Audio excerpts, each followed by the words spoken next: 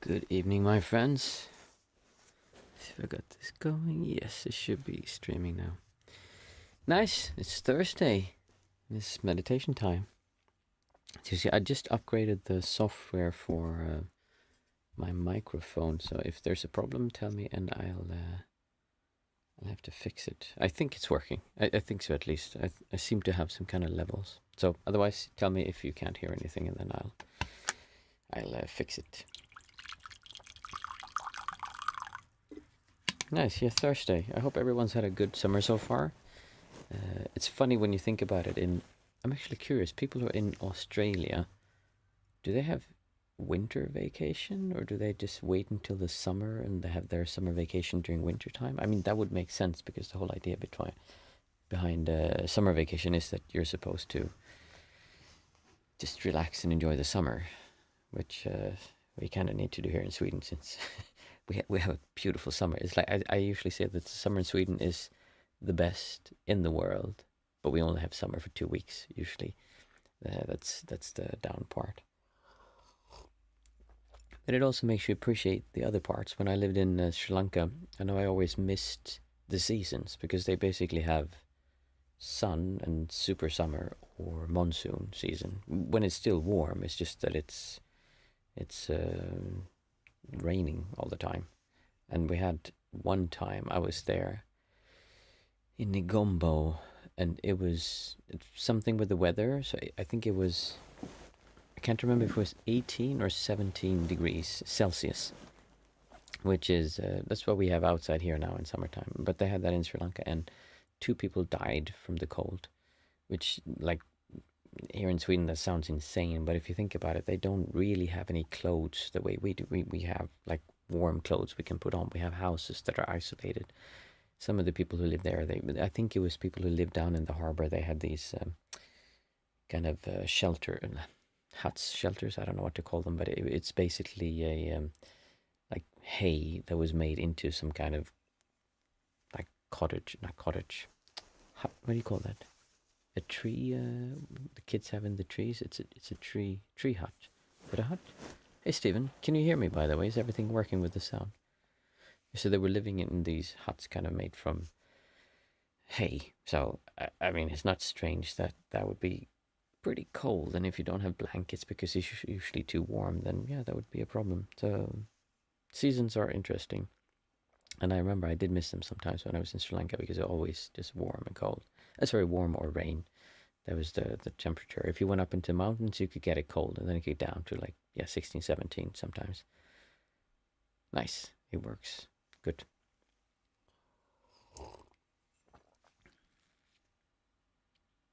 And it makes it interesting. I think we take for granted when you live in something that's beautiful the whole time, it's difficult to, if you think about the distortion and how that works, the whole thing about distortion, that I think the reason I believe that most people misinterpret all these old teachings and everything is because they try to understand stuff. They try to figure out what they're meaning, and it's not that you're supposed to figure something out or even understand something. It's that you're supposed to experience something, and if you try to understand it, it kind of defeats the purpose, and it just involves the mind, and you're trying to intellectualize things.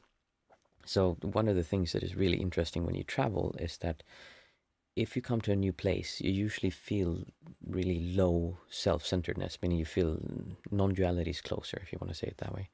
And you can feel that you just feel better. You go around and you watch everything, and the buildings are like, wow, this place is amazing. Look at the way the buildings are made and all the texture. And you go around, you're like, holy, what the, so different from where we live. And then the food, it's like, oh my goodness, it's so delicious. It just tastes so good.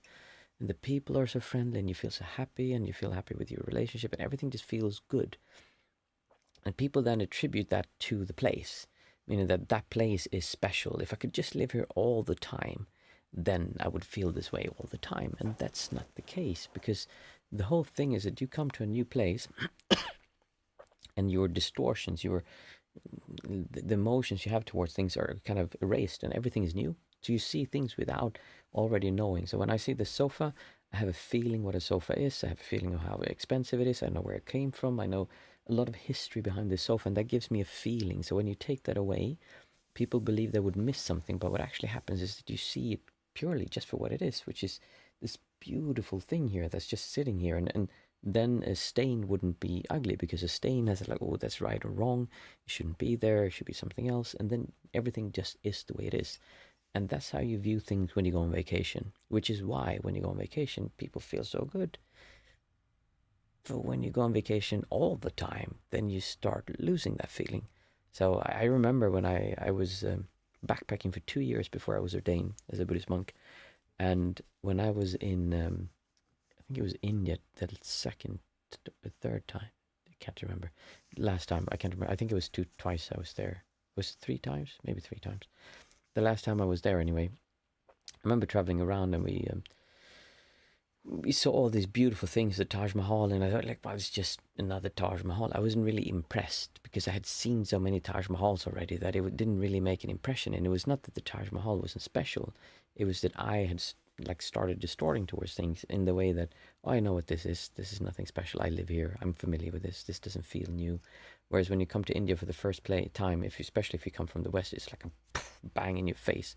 You have all these impressions, all these smells, all these flavors, all these scents, and like heat and stickiness and just moisture everywhere. And it's just, the impressions are so intense that you really get kicked out of wherever you were before. Or you start distorting towards it, and you're just like, oh, I don't like this, because it can be overwhelming. So vacation really helps with seeing non-centricness.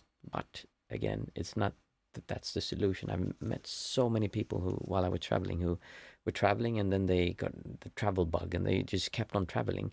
And then after they'd done that for 5 years or 10 years, it's not the same thing. And you can see many of them were actually not feeling so happy about it. And because then now they feel lost, and they would found something before, but now they can't find it anymore. So yeah, it's interesting how that stuff works. And we just talk about everything, all of these things, from the wrong perspective, meaning that we try to communicate this. So when I'm saying now, I'm not actually telling you how to do this. I'm just explaining kind of the basics behind what happens. But you understanding this makes no difference. I mean, it really doesn't. I mean, well, some difference. It might make it easier for you to then understand what happens, and you can move in that direction. But in and of itself, it means nothing. Understanding it helps you, not at all. If anything, it can hinder you, because you think, oh, I get this now, so I don't need to do it. It really is a problem with spiritual practice, that people try to understand it or figure it out. And that's just what you want to do, because I am important, I am intelligent, I should figure this stuff out. And when you stop doing that and start experiencing instead, things do get a lot easier. And that's coming from someone who is really good at figuring things out. So my mind spent a lot of time trying to figure stuff out until I kind of gave up, and this kind of became clear that this is how it works. Cool. Well, it's time to meditate. For those of you who are new, we usually start with a 5, 4, 3, 2, 1 method, which is where we say 5 things out loud that we can see, 4 things we can touch, 3 things we can hear, 2 things we can smell, and 1 thing that we can taste. And the whole idea is to come back to our senses and see the world, just like I described now with the going on the vacation, that you just see the shapes and everything around you. You don't try to figure things out or like understand this is what it is. You're just trying to see. In the seeing is only the seen, and the hearing is only the heard. That's kind of what we're aiming for. And then after that, we sit 20 minutes. Today is Thursday, so there's no guided meditation. But we sit together, and then afterwards, just drink some tea with me, or ask some questions if you have them, or just continue sitting, which is fine as well. So you can do it together with me. And it helps to say it out loud, so you really stop and notice what you're experiencing. So I see a reflection in the camera lens. I see Sony written on the camera. I see a inside shoe that looks very nice and warm. I see the stand for one of my monitors, and I see the router for my computer. So those are 5 things that I could see. Now I take 4 things I can touch. I can touch the mat that I'm sitting on. I can touch, and just a reflection on that. As soon as I did that, my mind went, oh, I got this from Plum Village, and I got all these feelings, and I'm like, oh, okay, wait, that's not what we're trying to do here. It's just a mat that I'm sitting on. I can feel the mouse mat that my mouse is sitting on. I can feel the controller for my air conditioner, and I can feel the brass of the bell that I'll be ringing later. Afterwards, we do 3 things that we can hear. Now we need to focus a bit more.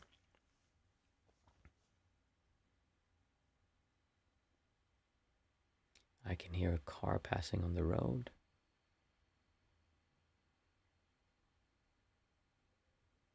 I can hear a pigeon cooing outside.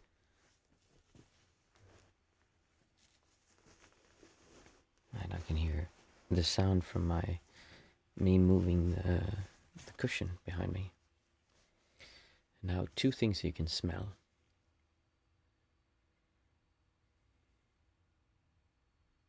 I can smell soil or dirt.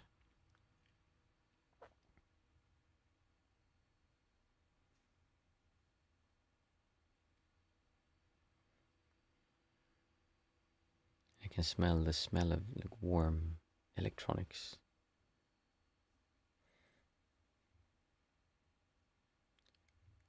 And then we do 1 thing that we can taste.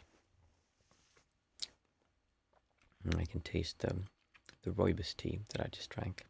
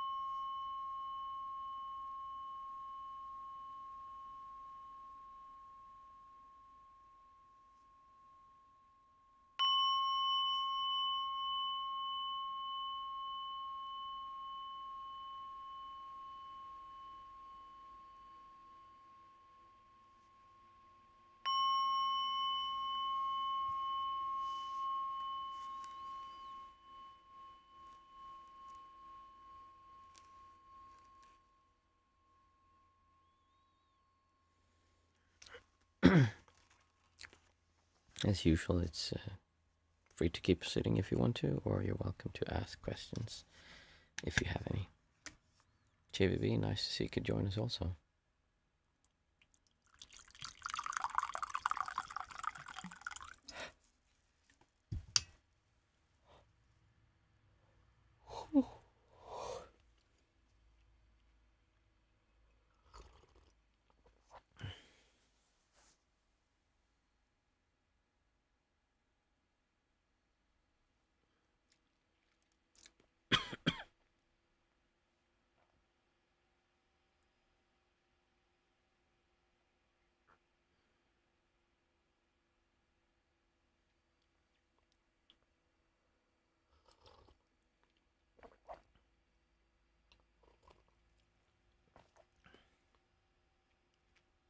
Stephen is saying, viewing things from the state of pure awareness is so much better than viewing things from your distortions. Yes, it is. It's interesting how we believe that we need bigger, better, faster, stronger. I feel I have more clarity, yeah, for sure. I had this thing I remember so clearly. I was watching I traveled a lot when I was younger. My parents, when I was younger, we had like upper middle class, we should say, when I was younger, and then it changed. But for then, we had quite a lot of money in comparison to most people around us. So we traveled a lot, and we went around the world, and I got to see a lot of things. And then a lot of money might be exaggerated. Everything's relative. Let's just say we had enough. And I got to travel, and I got to see a lot of stuff. My father was a wildlife artist, so we would travel to sort of nature stuff that most people would never dream of. We went to Africa before it was kind of made modern, and my father, he made a book about Africa, and they used as currency, they had shoes to trade for stuff when they was there. That's like how long ago it was. So I saw a lot of stuff in nature, and I remember seeing a video on satellite TV of a man who saw a whale kind of come up and do like a flip, splash right next to the boat. And this man was just completely blown away. He's like, "Oh my God, Jesus, wow, did you see that?" And he was holding a camcorder, like, "Did you see that, Mama? Like, Frank, did you see? That's insane. It was a whale." And he would make like he was so happy, and he was just so thrilled about this whale. And I remember seeing that, thinking, I mean, I've seen maybe not like that close, but I've seen all that stuff, and then I thought, well, that's so dumb. What that? I'm the idiot here. Like, he is able to experience this incredible experience and feel that it's amazing, whereas I had seen so much that I considered even a whale coming up and splashing next to the boat, it's nothing to get excited about. So we believe we need more, but what we need is, in fact, what you're saying, Stephen. We need to see things without distortion, just seeing them, because then everything is like this whale going like that. And you kind of need to experience one of these non-centric experiences. Kind of there's soft ones, but there's stronger ones, and to really get what we're talking about, you have to experience that yourself. And after that, it makes more sense, because then you see that, oh, wait a minute, it's not that I need to see into my past life, into my future life. It's not that I need to have some kind of power so that I can fly or do telekinesis or like whatever it is you think you need to do. All I need to do is just get rid of this distortion, this that creates this sense of self, so that I can truly walk around the world without feeling this centeredness. And then from that perspective, your senses are amazing. They're just, everything is beautiful, everything is fascinating. And if you want to see someone who's very good at this, just watch children. They have that's what they do naturally. Very quickly they start getting more of the distortions, and they'll do it gradually. Like, I've seen it in my own children. It's kind of sad to see them start doing this, but it's just naturally how society works. And I've tried not to do that, but I realize how much of what we do just creates distortion. So you are right, being able to view without pure awareness, some people see it, but without the distortion. Life is beautiful, and you don't need anything outside of now. Like, this is enough. JVB is saying, according to Swedish customs, is it bad practice that I drink coffee when you drink tea? No, Swedish people drink a lot of coffee. I think in general we're really coffee lovers and quite peculiar coffee flavor also. I think most other countries would view Swedish coffee too strong. I don't like coffee. I love the smell of coffee. It smells amazing, but I never really liked the taste of coffee. It's very strong, like I said here. And yeah, Swedish people are very particular about their coffee. But it's quite often that I go to somewhere and say, "Do you want some coffee after the food, or like for a fika or something?" And I said, "No, I'll just have some tea." So there's nothing wrong with drinking coffee when I'm drinking tea. It's socially acceptable here in Sweden. There's a lot of things that aren't, but drinking coffee and tea together is fine. Stephen is saying, what do you think about the practice of focusing on the breath through the day? Yeah, throughout the day, I do that all the time. The way it depends on how you do it. If you do it as a way to numb yourself from experiencing the world, meaning you can focus on the breath and just kind of, I try to explain this, but it's not always easy to get across. You can focus on the breath, you kind of go like this. You kind of go in and you just focus on the breath, and all your senses, you put them away. You just like becoming one, and you become absorbed in the breath, and you feel kind of groggy. You lose awareness of things around you. Then I don't recommend doing that. What I do recommend is using the breath as an anchor, and that's why I say many times when I do guided meditation that you don't want to feel a specific small point of where the breath is happening. You want to feel wide. You want to feel more a sense of breath is happening, because that you can carry with you, and it really is a sense of breath happening. It's not so hard. It's a much softer feeling, and it's this kind of feeling rather than this kind of feeling that we're aiming for. And what we're really after is not actually the breath. We're after the distortions, and the breath is just something that helps us focus. And by observing the breath, you get familiar with what happens with the breath. You can see when you get stressed, things happen, and then you're, oh, wait a minute, there's all these other sensations here. So it's a way to focus inwards, but not to negate the world outside. As I said, my goal that I'm trying to teach you here is to not go away from the world, but to fully engage yourself with the world and experience your senses. And when you do that, you'll see that I said there's problems don't really exist. The feeling of a problem doesn't exist. You can definitely have things you want to change and things that would be perceived as a problem by others, but you don't feel that sense of like, I need to fix it. And now I'm not at all claiming that I never have that, because I have it myself. And it seems to be that you can take away a lot of superficial stuff, but then you have a few core things that are really pushing. And for me, I have certain things that really are difficult that I can't just let go of easily. So I have to work with them a bit more. And sometimes, just like I said 2-3 months ago, I had one of those things pop up and really derail my centeredness. But I really agree with it. Otherwise, that focusing on your breath throughout the day is a great idea, depending on how you do it. Stephen is saying again, is pure awareness the same as unconditional love? No, I would definitely not say so. And I'll explain why. Love has just become one of those things that people feel cozy about, that people like hearing. So people have just started saying like everything is unconditional love. The universe is unconditional love. It's just kind of, it sounds so nice to say it, but like, where does that come from? Like, why do we say that? And I can say that when you're in a state of non-centricness, non-distortion, or non-duality, it's not really love that you feel, because love has like, this is me and I love you, or I love everything, but there's still a sense of I am here and loving something. It's beyond love. It's like love is beautiful, but this is something much cleaner and much less complicated and much more enjoyable. It's a much more enjoyable way of experiencing the world. Yeah.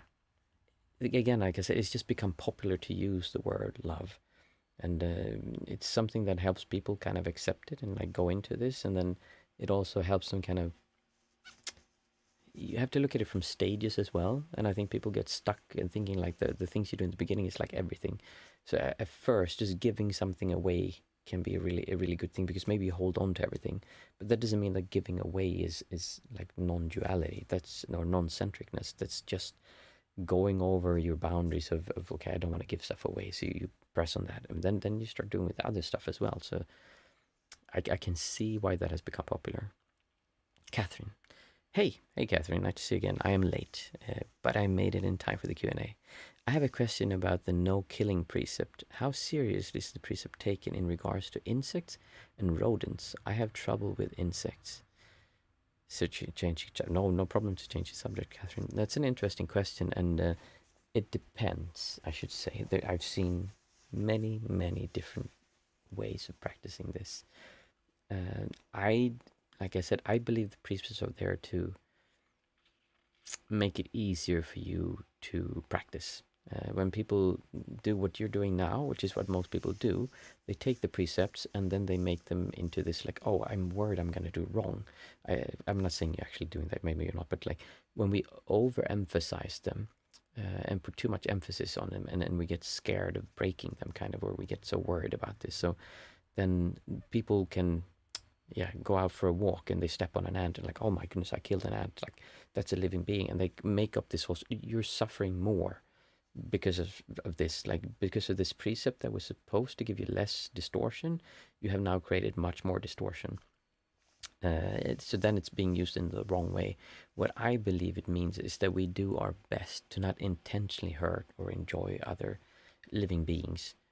And when you're in a state of non-centricness, non-duality, that makes so much sense, but not just living things, everything. Because it really is when you're in this sense, when you are not really there, you're just walking around and you don't feel this center point. I am here, I want to do that. Then everything feels sacred. Even this thing here, there's no reason to take out a knife and start scratching it, or like hurting it like this, or spraying on it. It's just, everything just feels perfect. So it's very difficult to desecrate is a wrong, was too strong of a word, but to vandalize something, you couldn't really do that. But that doesn't mean that if I thought, oh, you know what, I'm gonna take away this thing here, and I wanna see what this would look like if I colored it with a different color, and then I could try doing that. So I see it the same with that. Like, if you're driving a car, do you have any idea how many insects you're killing?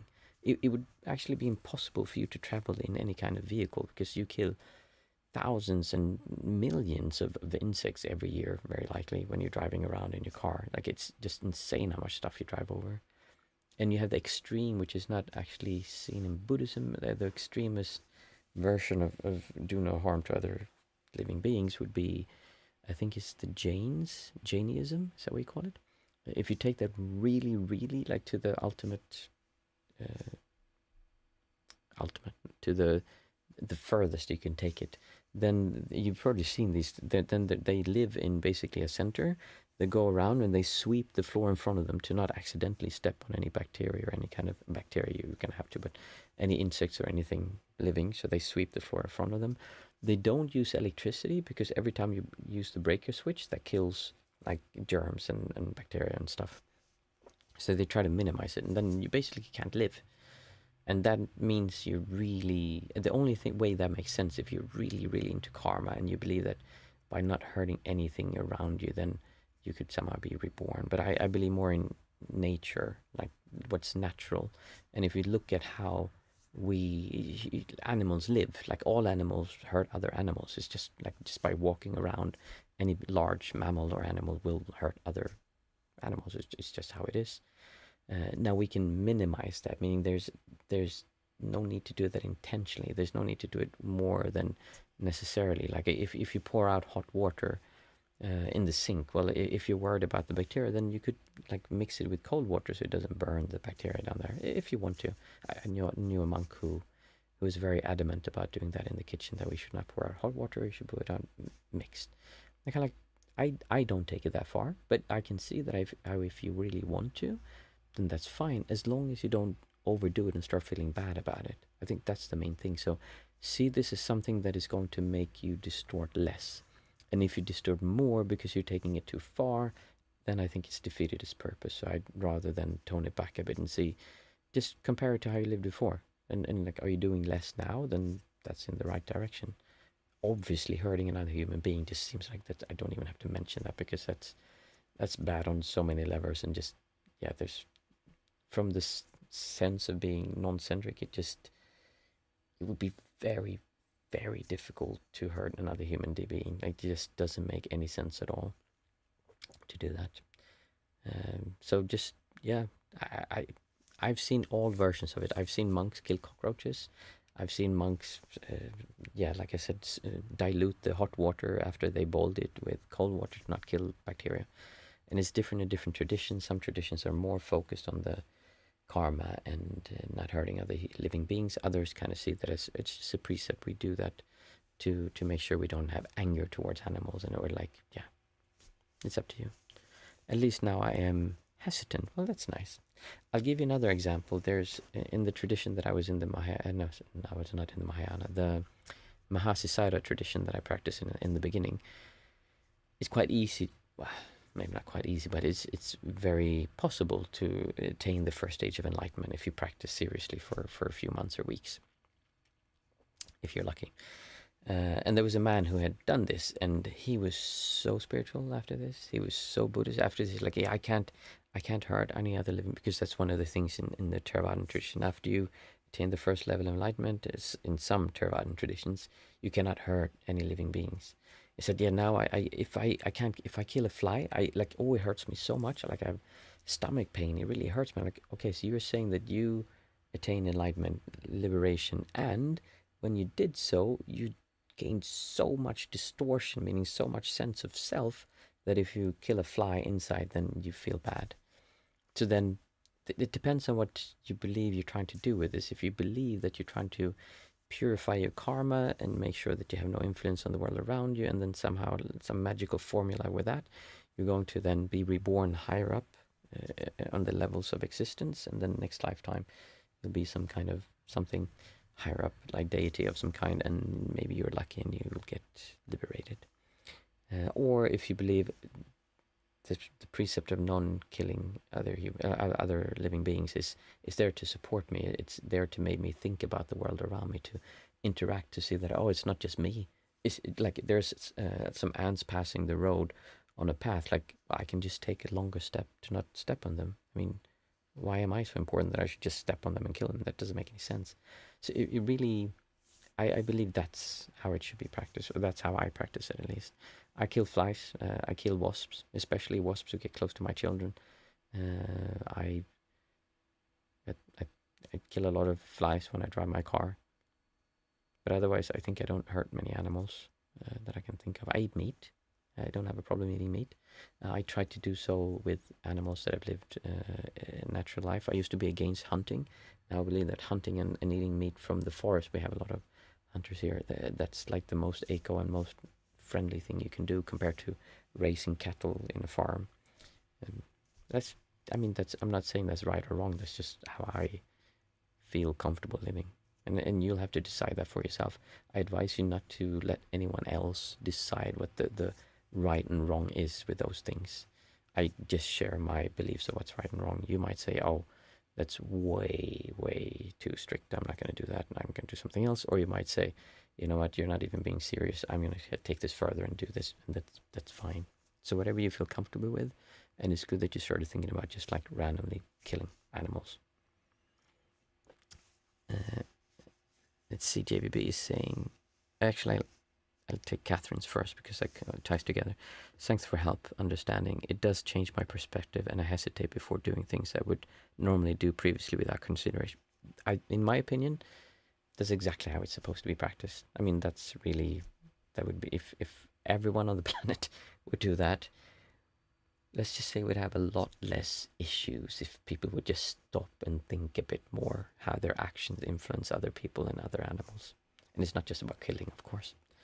See, JVB is saying, so I've recently, let's see, go in here. Sorry, my computer came in. JVB is saying, so I recently met a girl. She's lovely. Oh, good for you. However, I do think about her too much. How could I avoid the distortion of attachment with this new person I'm getting to know?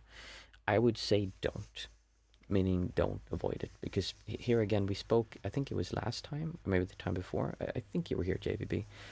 And we spoke about how old are you, by the way? I'm curious.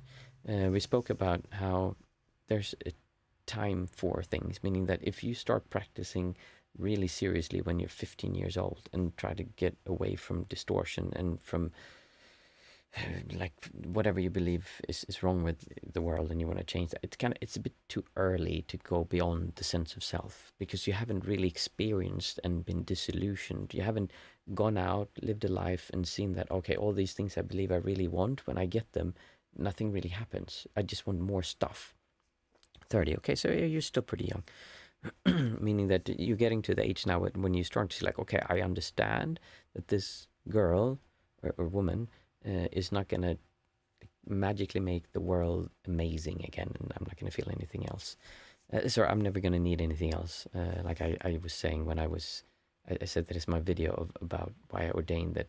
At first I thought, oh, if I can just earn enough money, I can buy this thing. And then if I could just get to go and do that thing, then I'll be happy. And then, oh, I just need this girl. Or no, it was that girl, actually. No, this one over here. And if I could just get enough money, and we have all these things, if I can just, then I'll be happy. So that's the problem. You kind of need to go through that a few times, and that just gets easier when you get older. Some people never stop. They just keep on wanting that more and more and more. And there's some very famous people who have created huge things, and you see they're never happy because they just want more and more and more and more. So I think there's no reason to really hold back too much. If anything, I mean, with my fiance that I'm together with now, we've been together for 9 years. And I met her after I was ordained, and I can tell you that I was pretty overwhelmed by the thoughts of her. They were, I would almost say, intrusive, because we really fell in love hard. And we had very strong attraction. We still do have incredibly strong attraction, but it's very different. So when we met, we had really strong, let's just call it sexual attraction. Like, oh, I want to be with you, like this. And now we still have that, I want to be with you, but it's not that, it doesn't create that distortion. It's more appreciation and making love from that perspective. It's just so different. Like before I met her, like it seems like I completely missed like what making love is all about. I've been screwing that up my entire life. And it's not the girls or the women's fault. It was my fault. I just didn't get it, kind of. So when you can get past the, like, oh, I need this. And okay, I'm like going on a tangent here. An orgasm is basically like you build up all this tension and you let go of it. So that's kind of how we do it, especially when we're younger. But when you get older, and women have in general, women have an easier time for this. They don't need that build up and the release. They have more the intimacy, the physical being close to someone. So if anything, if you met someone new, then really enjoy it. Like really, when you're with her, don't feel like, oh, because I've seen people who actually sleep in separate bedrooms from their wives or their girlfriends because, like, I shouldn't be having these arousal. Like, no, like that's not going to create a healthy relationship. I think that's a really bad idea. I mean, if you want to do that, do it. But I personally would never recommend anyone to do that. If you're with her, then be happy with her and enjoy her, and like in any way that you and she wants to do.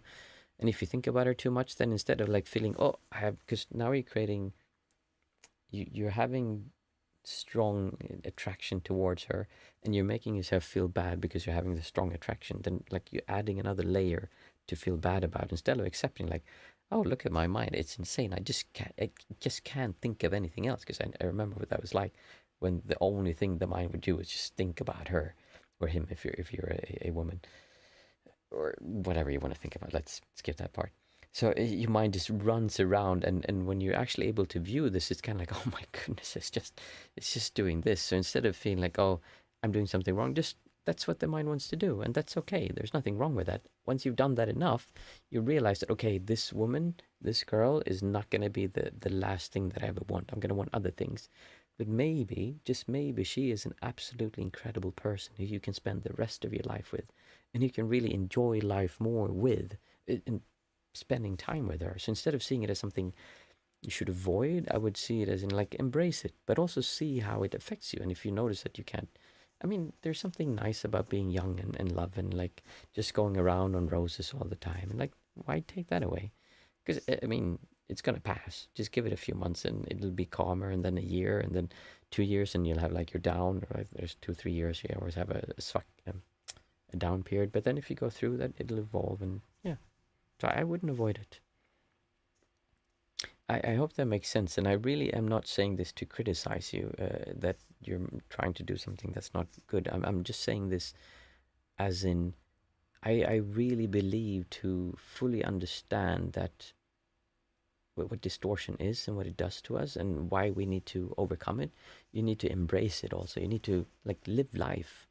And I'm very happy that when I was young, I was like, I came in and I was so in love. Like, oh my goodness, it was just, no one's ever been as much in love as I was. And then it was up, and then it lasted for a few months, and then it kind of burned both of us out, and it crashed again after that.